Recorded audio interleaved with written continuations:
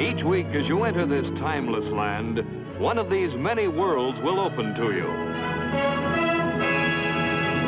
Frontierland. Tall tales and true from the legendary past. Tomorrowland. Promise of things to come. Adventureland. The wonder world of nature's own realm. Fantasyland, the happiest kingdom of them all. Presenting this week.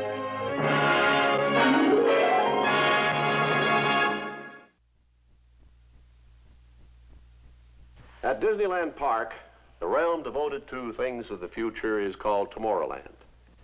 One of the popular attractions here is our simulated rocket trip around the moon. After entering the Disneyland spaceport, visitors may experience the thrills that space travelers of the future will encounter when rocket trips to the moon become a daily routine. However, scientists tell us that it will be many years before space travel becomes a reality. After consulting with the scientists, our artists and studio technicians have prepared a factual picture of how the coming conquest of the moon will be accomplished. Here to tell you about it is director Ward Kimball. When we hear the exciting news of how the rocket scientists of today are preparing for tomorrow's trip to the moon, we must remember that such a trip has long been the dream of many men since history began. But before we consider the scientific plans for a trip to the moon, let us first show you, as sort of a prologue, the results of our research into the legends and facts and foibles, superstitions of man and the moon. Roll the moon sequence, please. This is the moon. It shines over the great cities. It illuminates the countryside, and its reflection shimmers on lakes and oceans. This is the moon that saw life begin on Earth millions of years ago.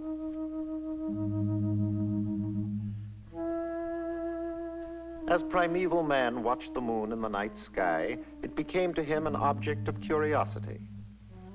In legend, he tells the story of an old man who, while digging, discovered a small, shiny object. As he held it in his hands, it grew and grew, and finally escaped into the sky to become the moon. To primitive man, the moon was somewhat of a personality. Sometimes he saw in it the face of another man, or a woman. Some ancient aborigines thought they saw a four-eyed leopard.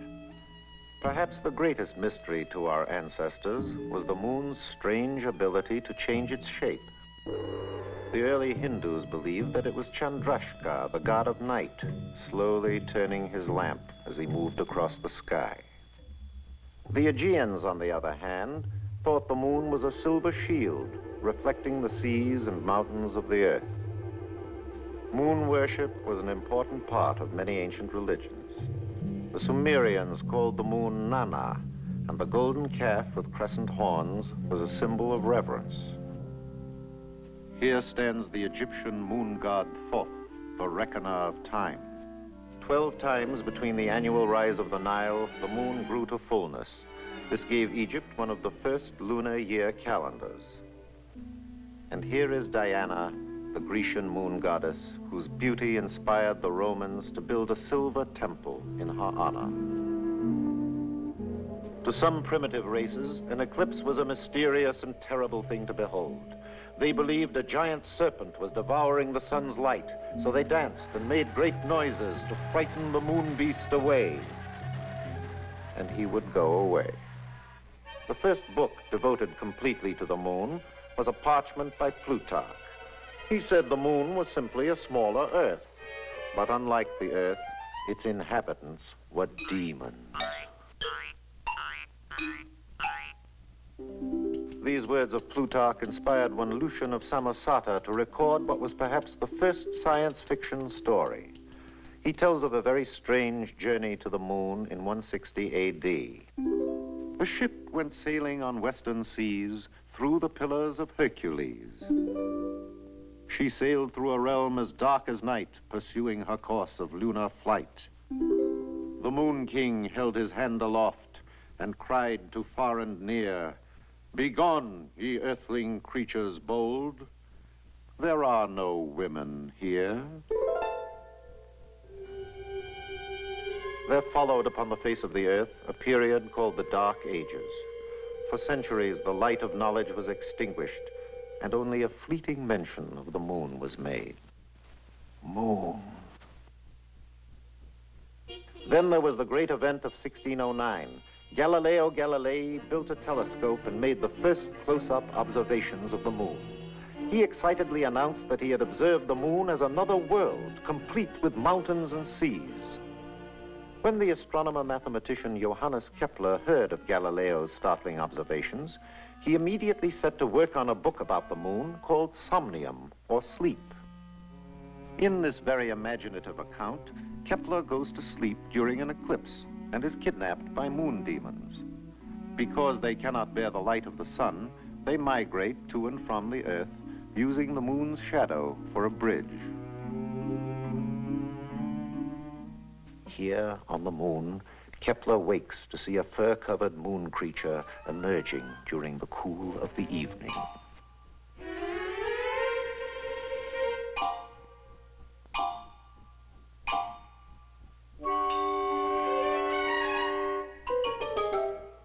Amazing. Kepler's experience inspired the English bishop, Francis Godwin, to write a book called The Man in the Moon. His hero is a Spanish gentleman exiled on St. Helena, who escapes by building a contraption that harnesses the efforts of large swan-like birds. He realizes too late that these birds are of a rare type that migrate all the way to the moon. However, the trip is interesting, and he finds that the moon's inhabitants vary in size according to their rank. Their only language is music.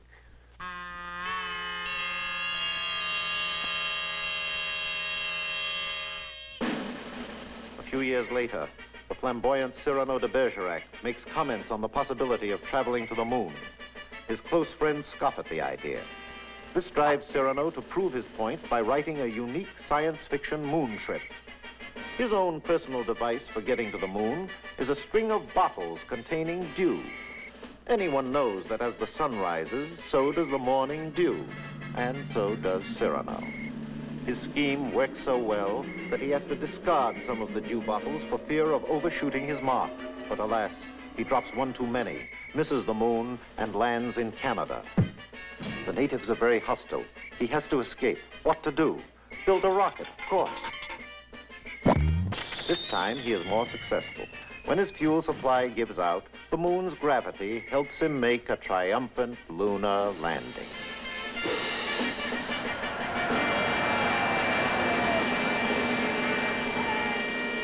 In 1835, a sensational news report appeared in the New York Sun. Sir John Herschel, noted astronomer, had discovered life on the moon. The account stated that Sir John, aided by a powerful new telescope, was able to study the moon from a distance of 50 feet. He observed fantastic rock formations, strange plants, and hairy man-like creatures with bat wings who walked about in a dignified manner. There were animals, too, grazing bison and one-horned unigoats who were very playful. However, this whole story was the imaginative product of an overzealous reporter. It was a complete hoax, a moon hoax. Here we see the leading characters in Jules Verne's Victorian trip around the moon. 3 adventurers are given a fraternal send-off by the brothers of the Baltimore Gun Club.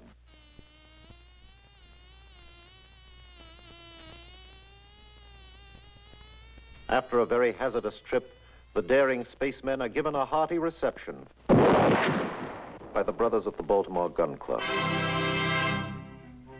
Frequent reference to the moon is made in great literature. Shakespearean societies have long delighted in such lunar lyrics as Romeo, "Arise, fair sun, and kill the envious moon," Juliet, Oh, swear not by the moon, the inconstant moon that monthly changes in her circled orb. Othello, it is the very era of the moon. She comes more nearer earth than she was wont, and makes men mad. The moon is the source of many odd beliefs and superstitions.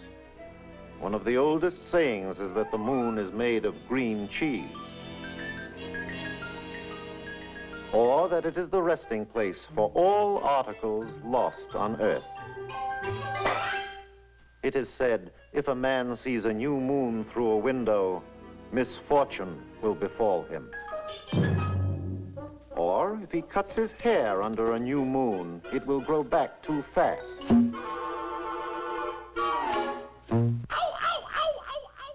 A secret wish made to a new moon will come true. But it is unlucky to see the new moon over the right shoulder.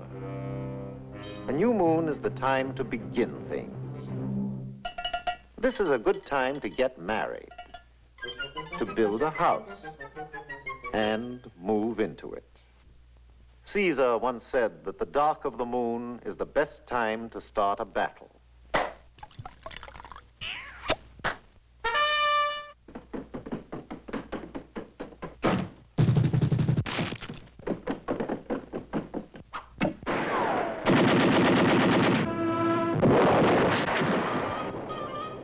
When the moon is on the wane, stuff your feather bed. Wash your linen, mow your grass, cut your timber. Some farmers believe that the moon governs the planting of crops. They say that root-type crops should be planted during the dark of the moon, while the light of the full moon is the best time to plant the crops that grow above the ground. Also, medicines and tonics are said to be more efficient if taken during the full moon. In autumn, the full moon is the harvest moon. If the moon is a silver shield, be not afraid to reap your field. But if she rises haloed round, soon we'll tread on deluged ground. Pale moon doth rain, red moon doth blow, white moon doth neither rain nor snow.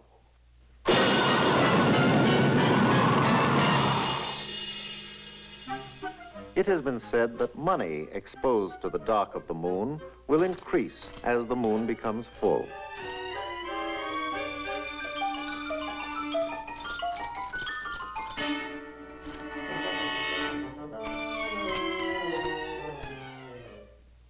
Some even believe that the left hind foot of a rabbit procured in a graveyard during the dark of the moon will bring good luck. We are warned that sleeping in the lunar light will produce lunacy. From this supposition evolved such expressions as loony, lunatic, moonsick, moon mad, and moonstruck.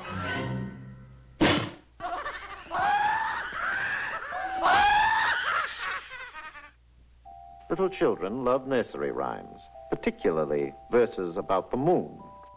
The man in the moon came down too soon and asked his way to Morridge. He went to the south and burned his mouth to suffering cold peach porridge. Hey, diddle, diddle, the cat in the fiddle. The cow jumped over the moon. The little dog laughed to see such sport. And the fish ran away with the squirrel. I've seen the moon and the moon sees me. God bless the moon and God bless me. The moon is the symbol of love and romance. It has long been the inspiration for love songs the world over. It is very simple to write a moon song. First, of course, you must have the moon, preferably in the month of June. Someone to croon, and someone to write the tune. Add the word spoon, some flowers in bloom, and maybe even a honeymoon. Hit it, boys. I see the moon shining down on lovers, spooning in the gloom. I see the moon on a sandy dune by a blue lagoon. All the hollyhocks in bloom fill the air with sweet perfume. Soon, pretty soon, love will bloom and you will croon. I see the moon that shines in June like a macaroon. I see the moon, we will sing it soon, rhyme it all with moon. Soon, spoon, June and moon, there'll always be a honeymoon. Honey, honey, honey, moon, moon, moon. I see the moon that shines in June like a macaroon. I see the moon, we will sing a tune, rhyme it all with moon. Soon, spoon, June and moon, there'll always be a honeymoon. There'll always be a honeymoon. Honey, honey, honeymoon with Daniel Boone. There'll always be a honeymoon.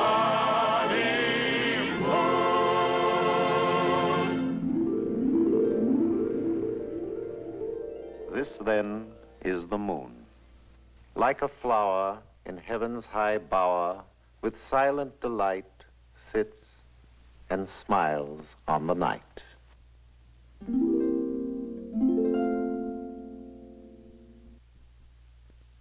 Astronomers tell us that the Earth we live on and the moon we see in the sky are but tiny specks in a tremendous universe that contains billions upon billions of stars and other worlds. Now, one of these tiny little specks, or stars, is our own sun. And circling around the sun is a system of 9 major planets. Except for Mercury and Venus, all of the planets have 1 or more moons. The giant Jupiter has 12, Saturn 9, Mars 2, and of course our Earth only 1. How the Earth and moon came to be is a mystery. Astronomers speculate that about 4 billion years ago, our own universe was once a tremendous swirling cloud of cosmic gases and dust. Within this great nebula, smaller whirlpools of gaseous matter formed. These eddies of dust and hot gases gradually condensed to form our sun and planets. It is believed that at this early stage, the Earth and moon evolved, with the moon finally cooling to become a small, barren satellite 2,000 miles in diameter and circling the Earth once a month at a distance of 240,000 miles. Because the sun lights only half of the circling moon, the moon seems to gradually change shape during its monthly trip around the Earth. When the moon moves between the Earth and the sun, we see nothing but the dark shadow side. This is called the new moon. Each night, as the moon progresses along its circular path, we see slightly more of the lighted half. When it reaches a point on the opposite side of the Earth from the sun, it appears to us as a full moon.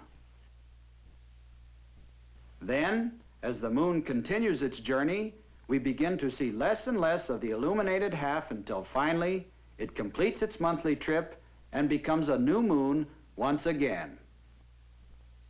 Sometimes the circular path of the moon carries it through the shadow of the Earth, and we observe the weird effect known as an eclipse of the moon.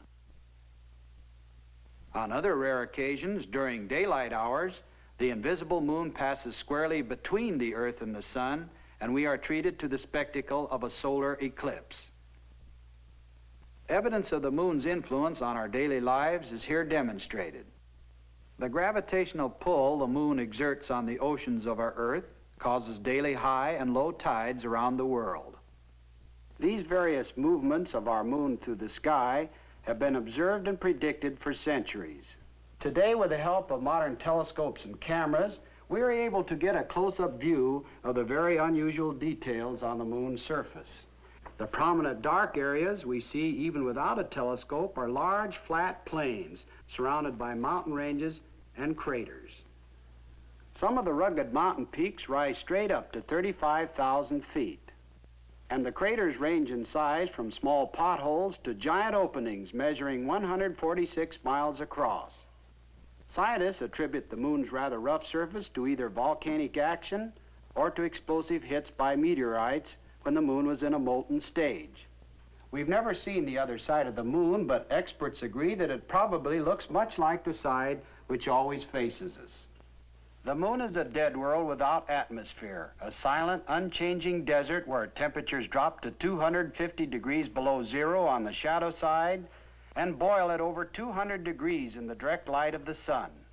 But uninviting as it seems to be, man's restless search for knowledge of the universe will certainly make the moon one of his first objectives in the exploration of space. Here to reveal a plan for a trip around the moon is the chief of the guided missile development at the United States Army's Redstone Arsenal, Dr. Werner von Braun. A voyage around the moon must be made in two phases. A rocket ship taking off from the Earth's surface will use almost all the fuel it can carry just to attain a speed great enough to balance the pull of gravity. Unpowered, it will then keep circling the Earth in an orbit outside of the atmosphere. This is the first phase. However, if we can refuel the ship in this orbit with fuel brought up by cargo rocket ships, it can set out on the second phase, the trip around the moon and back. To facilitate this refueling operation, we will establish an advanced base in the orbit, 1,000 miles above the Earth. This advanced base, or space station, will be headquarters for the final ascent to the moon. Our space satellite will have the shape of a wheel, measuring 200 feet across.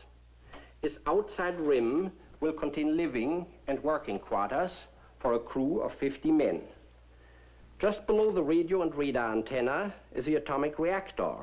Its heat will be used to drive a turbo generator, which supplies the station with electricity.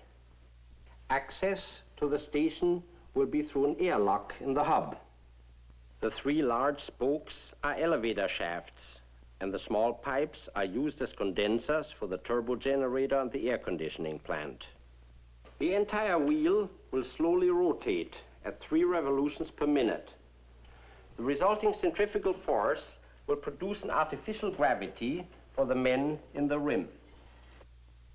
Notice that the floors are placed so that the men stand with their heads toward the hub. The wheel is divided into 9 sections. The first section is headquarters and communications. The next section will be for Earth weather observation and prediction. Military reconnaissance experts, aided by powerful optical and radar telescopes, will observe every point on the globe as the space station makes its complete trip around the Earth every 2 hours. Next is the emergency hospital section. And then the astronomy division, where men will keep an eye on the rocket ship as it makes its trip around the moon.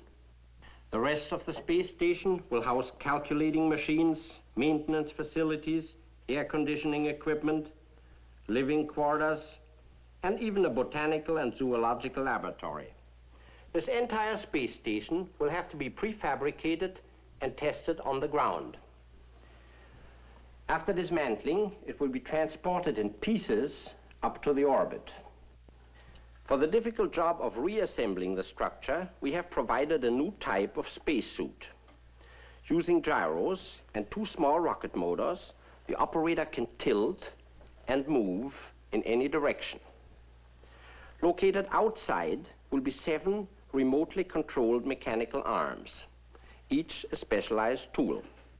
By rotating himself within the spacesuit, the operator can use any of the arms for the variety of tasks in assembling the space station. When the day arrives for construction to begin, the thousands of parts for the space station will be transported to the orbit by our multi-stage rockets. We merely replace the winged passenger section with a simple cargo-carrying nose. These cargo ships will be unmanned. A passenger rocket, 1,075 miles above the Earth, will guide each of the 12 approaching cargo rockets to their rendezvous in the orbit. This ship, which circles the Earth every 2 hours, will be the command post until after the space station is finished. On the ground, the first of the cargo rockets is ready for takeoff. When the guide ship reaches the correct position in the orbit, the cargo rocket is fired.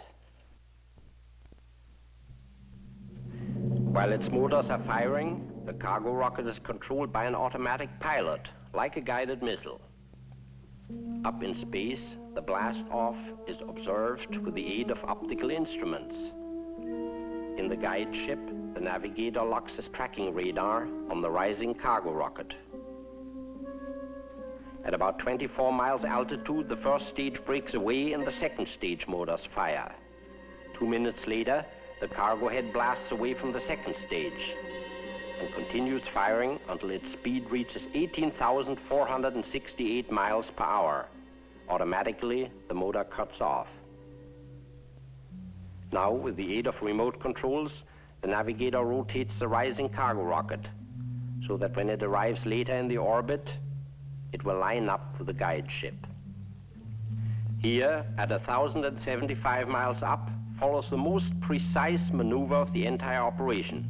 The motor of the cargo rocket is fired again until its speed and course exactly match that of the guide ship. Radar remote control will enable this maneuver to be performed with a high degree of accuracy.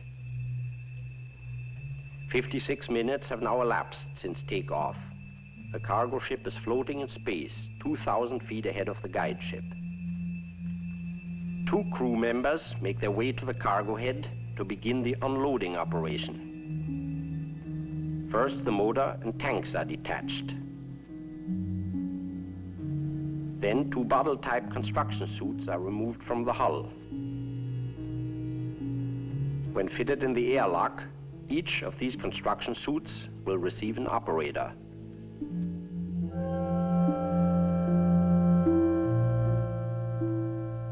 The sections of the cargo ship are moved back to make way for other supply rockets soon to arrive.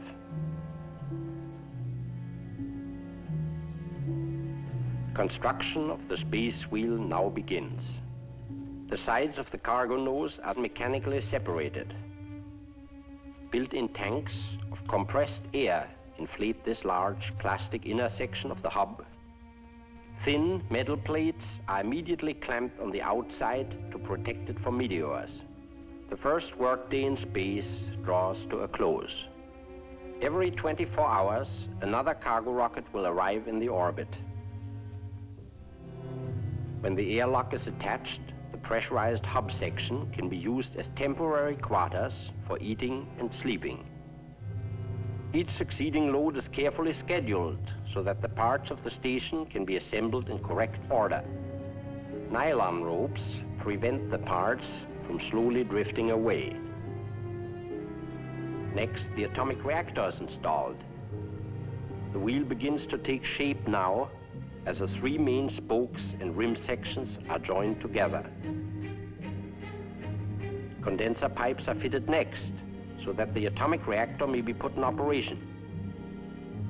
Even though there's no apparent motion, everything in the orbit is hurtling around the Earth at 16,000 miles per hour. The shell of the station is completed. Now comes the delicate task of installing instruments and the multitude of equipment inside. Finally, 2 small rocket motors on the rim, blasting for a few seconds, will set the wheel in permanent motion to revolve 3 times a minute. As life on the station settles down to routine, the large reflecting telescopes will begin their work. These giant eyes relay pictures to television screens inside the station. One telescope photographs the surface of the Earth. Another keeps a constant watch on the Earth's weather, while the third is trained on our next objective, the moon.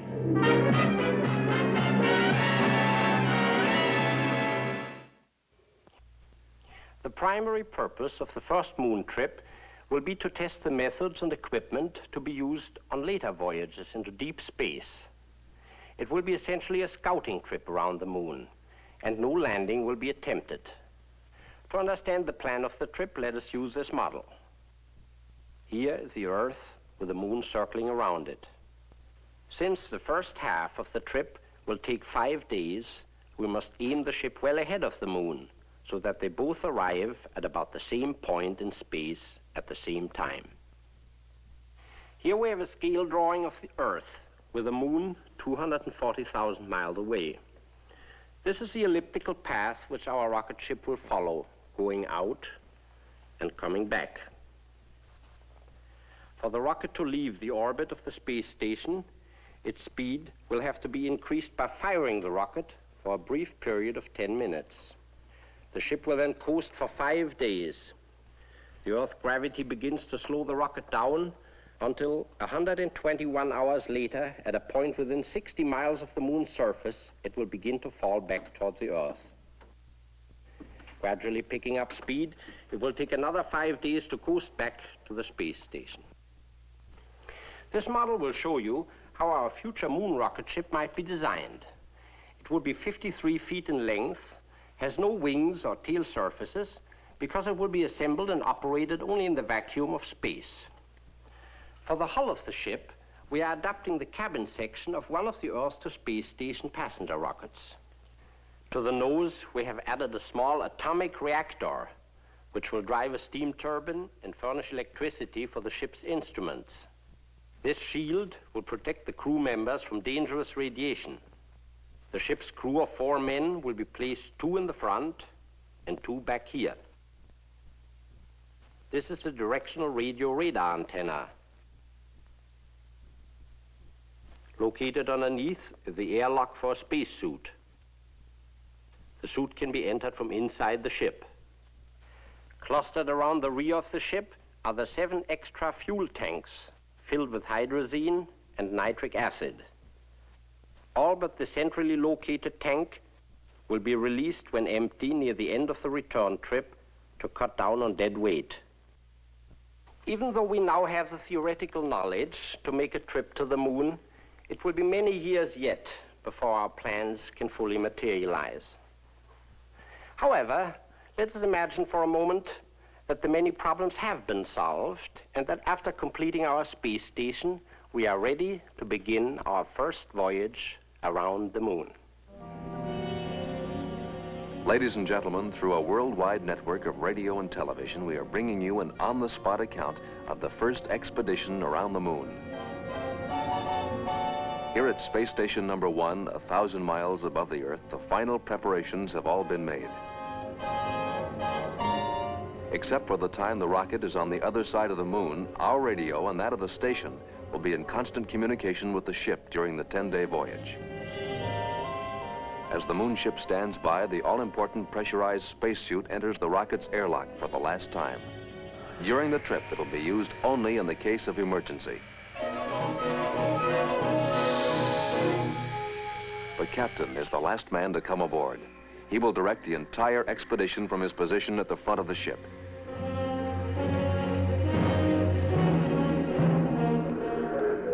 The navigator, with his specialized instruments, is responsible for plotting the unmarked path through space. The radio operator must maintain constant communication with the Earth on the space station. Finally, the rocket ship's motor and other mechanical functions will be the responsibility of the engineer. After final instrument check, the ship's crew lock themselves in position for the blastoff. Now, only minutes remain until firing time.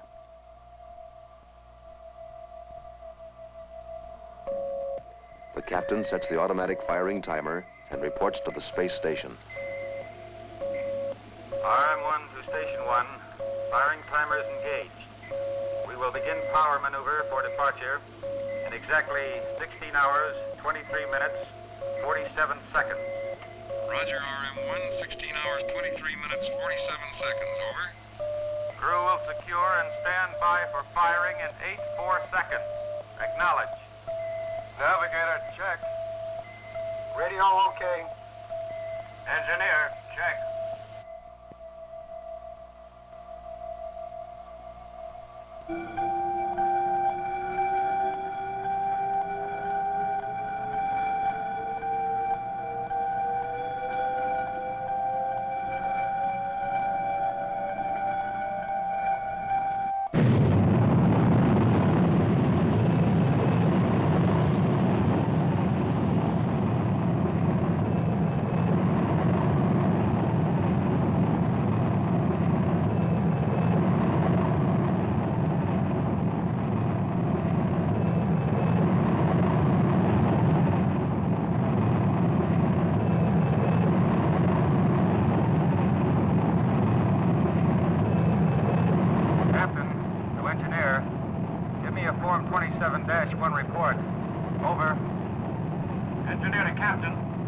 pressure 447 psi, 3 low.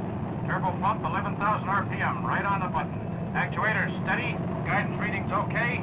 Cabin pressure 0.3 psi low. Cabin temperature 72 degrees, over.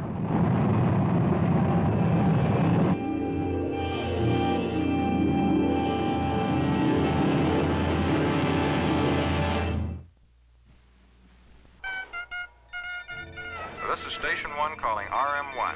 Our radar telescopes have charted your firing time and course. Give us a voice report for instrument error check. Over. Well, we're on our way. Joe, how about another report? Our firing time was 10 minutes, 0.35 seconds. Cutoff velocity, 21,888 miles per hour. Cutoff altitude, 1,765.2 miles. 1.6 low. Okay. Now let's double check that star tracker with an optical and radar fix. Right.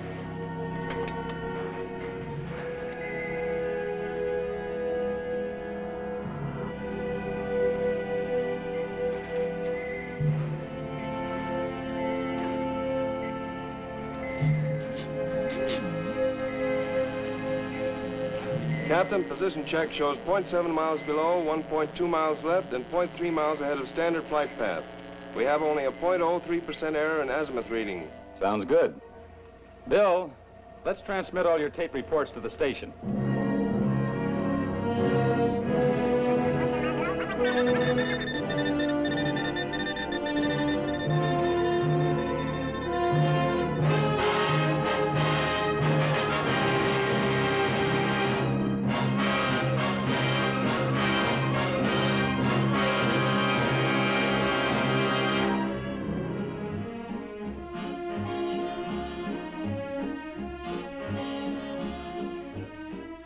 Gentlemen, we are interrupting our program to give you the following message.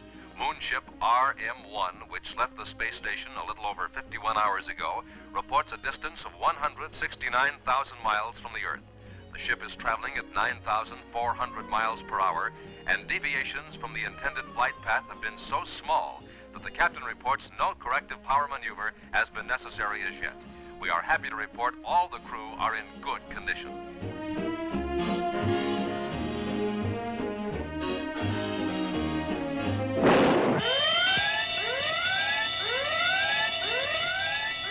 Check the console, Joe. Try to pick it up. Bill, is your electrical system working? Emergency condition. Repeat. Verify. Over. Meteor hit number 2 nitric acid tank. Pressure's dropping fast. It's number 2, all right. Joe, put the air blowers on emergency power. Frank, get in the bottle suit and patch that hole. Don't use your motors near that leak. Try to reach it with the gripping arms. Station 1 to RM1. Station 1 to RM1. Our instruments indicate emergency condition. Verify. Repeat. Verify. Over.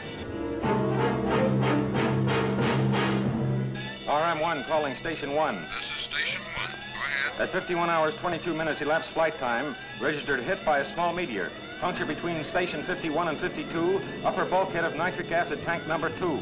Repairs are underway.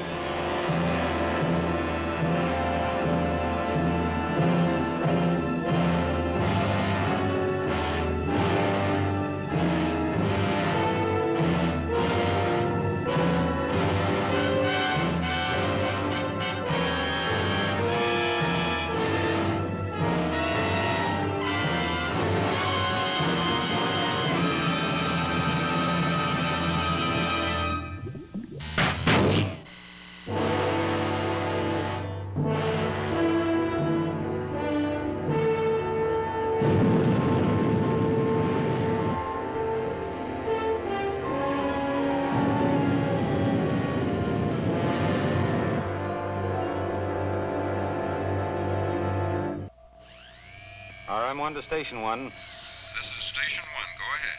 Meteor puncture sealed. Estimated diameter of meteor 1/16 of an inch. No injuries, equipment okay.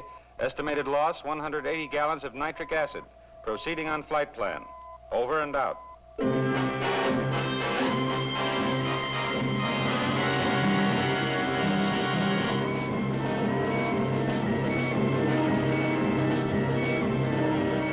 Station 1, this is RM1. At 110 hours, we are beginning measurements at rim of the moon for accurate position fixes. We are now picking up the unknown side of the moon. Bill, give me an altitude reading. Okay.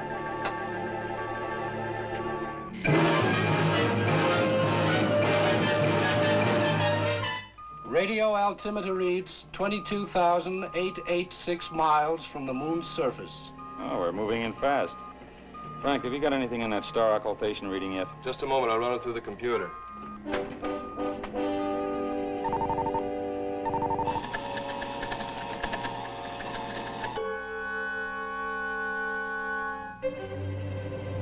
Captain, we're approaching the moon on ellipse 29.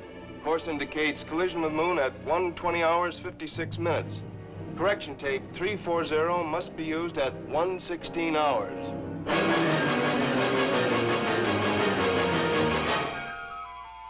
As the 116th hour approaches, the navigator must act quickly to avoid a collision with the moon. He starts the tape selector, which will automatically correct the rocket's course by firing the motors for a precise number of seconds.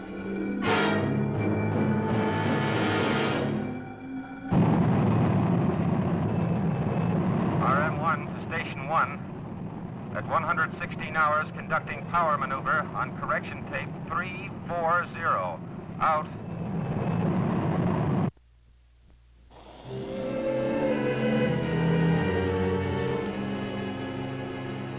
Captain, we're almost on the button. We'll pass the moon surface at 63 miles instead of 60. Close enough. We'll make the correction on our return maneuver. Joe, set the spatial attitude control to keep us lined up with the flight path tangent.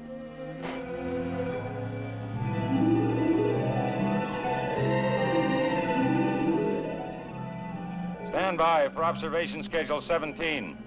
Station 1 to RM1. We acknowledge observation schedule 17. Checklist as follows. Green filter 93-B on electronic camera on upper astrodome. Use magnetic color tape on station 3, lower astrodome. Run 180-degree graph through contour mapper, over. The next few hours will constitute the most important phase of the trip. The moon is sweeping past the ship at great speed, and in the brief span of about 3 hours, all close-up observations of its unknown surface must be completed.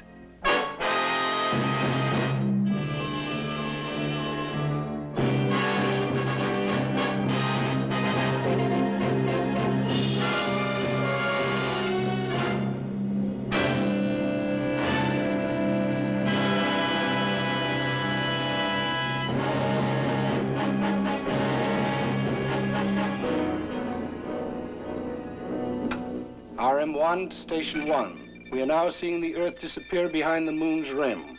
This will be our last radio message until you see us on the other side. Roger, RM1. Good luck.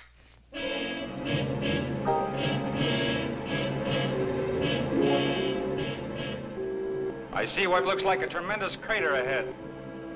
Bill, what does the contour mapper indicate? Depth of crater is beyond range of contour mapper.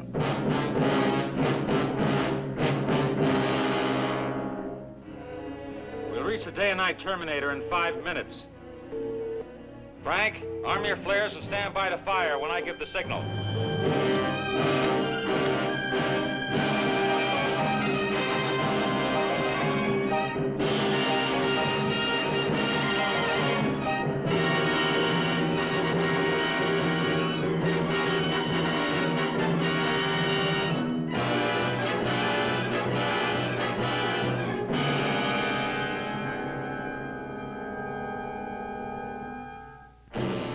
Okay, Frank. Fire your flares at 3-minute intervals.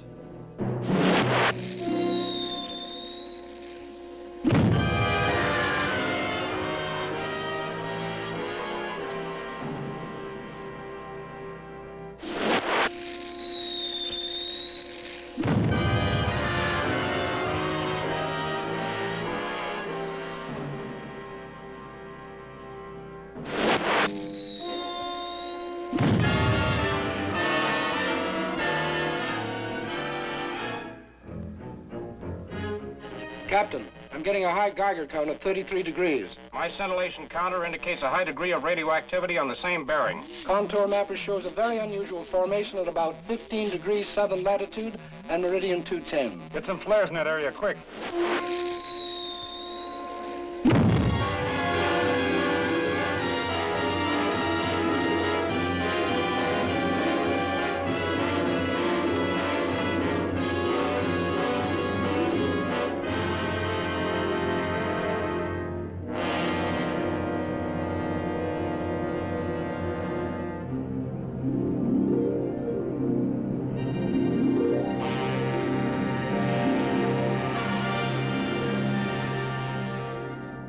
RM1 to Station 1. Do you read us? Over. Roger, RM1, we read you weak but clear. Over. At 123 hours, we are observing the Earth emerging from behind the moon. We will leave moon shadow at 124 hours, 14 minutes. Our ETA in orbit is 241 hours, 27 minutes. After 3 hours of total darkness, the ship breaks from the moon shadow into the glaring sunlight to continue on its 5-day return trip. The irresistible power of the Earth's gravity has now changed the rocket's direction and is pulling it with ever-increasing speed back to the space station.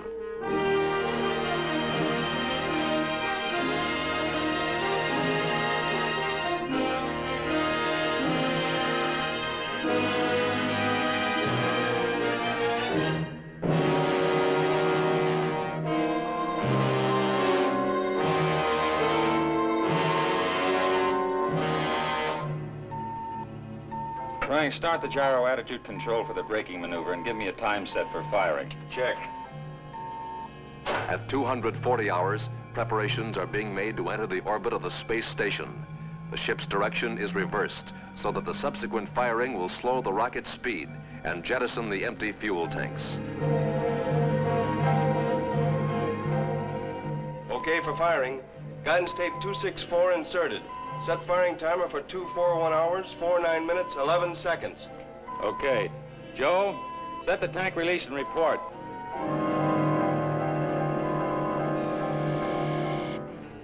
Fuel tank set for release. Firing timer set. Stand by for power maneuver in 3-5 seconds.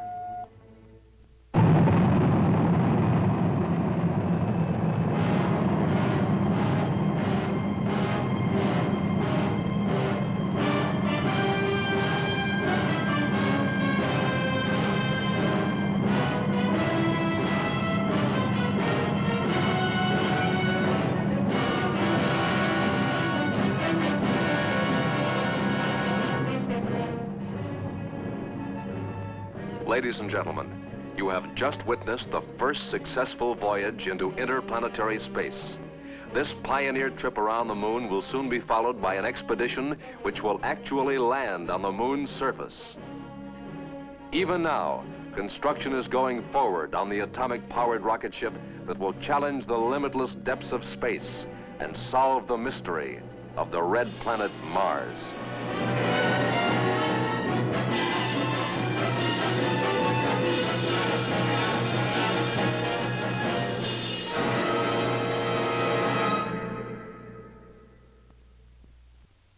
Next week, our show will come to you from Fantasyland, and we will present our version of Charles Major's romantic novel, When Knighthood Was in Flower.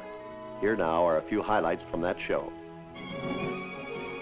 Next week, from Fantasyland, Walt Disney invites you to witness the supreme spectacle of a fabulous era burst into life. It's an authentic chapter from the adventure-filled annals of history, When Knighthood Was in Flower, starring Glynis Johns as the beautiful Mary Tudor, and Richard Todd as Charles Brandon, a soldier of fortune. Meet James Robertson Justice, whose portrayal of the swashbuckling Henry VIII explodes on the screen in one of the century's most memorable performances. I command you! You hear? Yes, brother dear. Are you coming? No, brother dear. Michael Gough as the treacherous Buckingham, England's deadliest swordsman. Witness one of the greatest love stories ever told, a romance that rocked both England and France when a commoner is forced to make love to a princess by her royal command. By royal command? And sovereign decree. Help me, Charles. My lady, I beg of you. Am I a statue on a pedestal?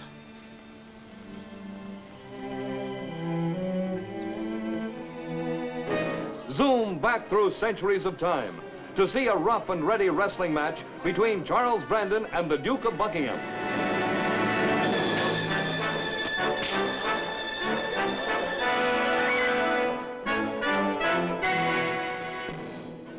Be at the Princess Ball when the scandalous La Volta dance shocks the Queen and is the King's delight. See Henry VIII in the role of huckster and haggler as he craftily tries to sell his sister to the King of France, How much English gold does he want to sweeten the bargain? 500,000 crowns has been proposed. 500,000? Odds death, why doesn't that old usurer ask me to melt down my crown?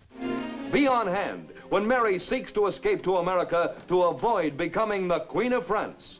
Are you alone, my lady? I've run away. You must be mad. A princess cannot run away. How many hours of grace do you think you'll have before the king's officers catch up with you? No one saw me leave, not even Lady Margaret. And long before I can be apprehended, you and I will be on our way to the New World. Here is all the pomp and pageantry that makes history books come alive. A factual story 3 years in the making. The golden age of chivalry lives again next week when Walt Disney presents When Knighthood Was in Flower.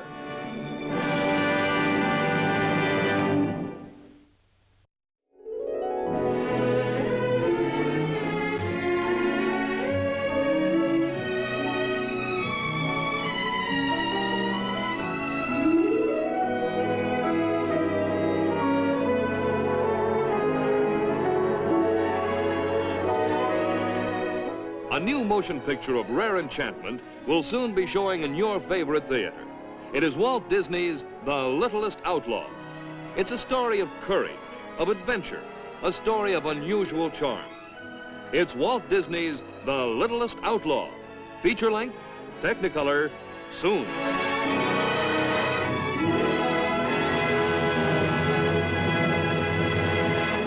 This has been an ABC Television Network film presentation.